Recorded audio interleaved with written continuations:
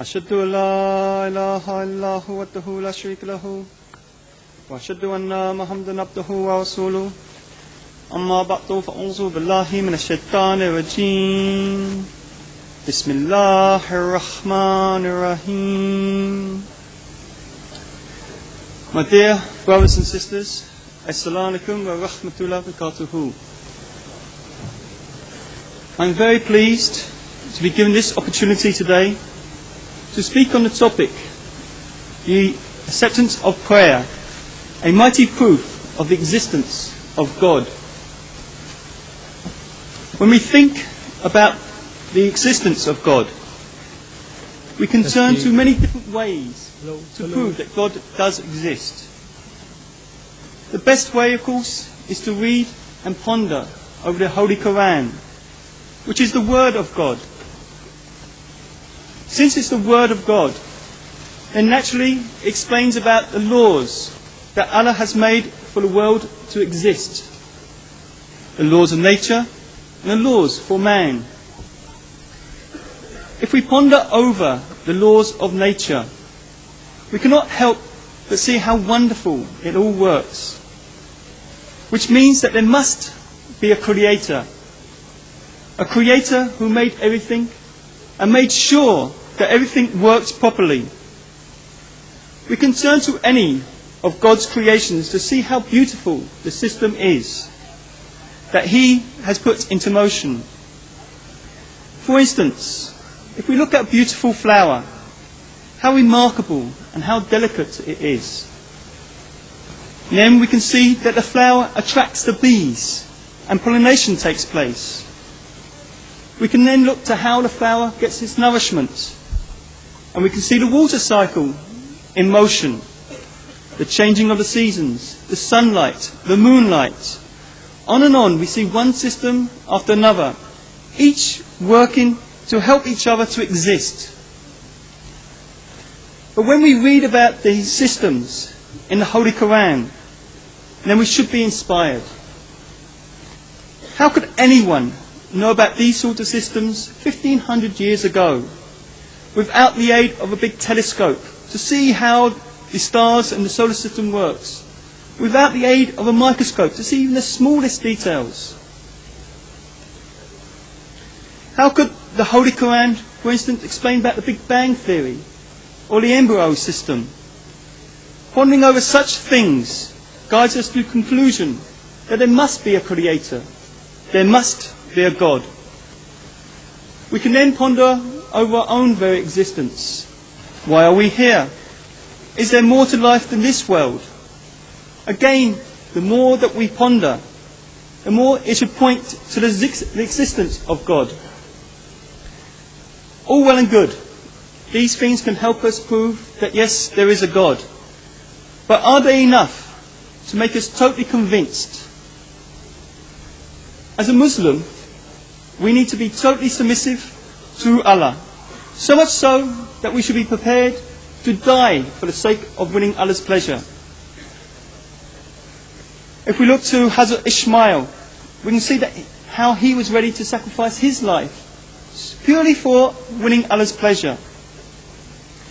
Now, to be able to do that, naturally we have to be totally convinced that God really does exist. Pondering over the existence, the proofs of His existence, will help us logically that yes, there is a God. But still some doubt will remain in our minds as to whether really there is a God. And so, therefore, we will be a little bit doubtful about the existence of God. To be totally convinced that yes, God does exist, then we need to experience God.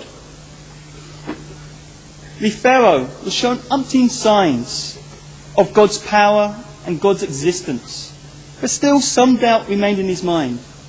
But there was no doubt in the mind of Hazrat Moses, who had experienced God. Hazrat Moses was ready to do anything to win God's pleasure, because he had a personal relationship with God.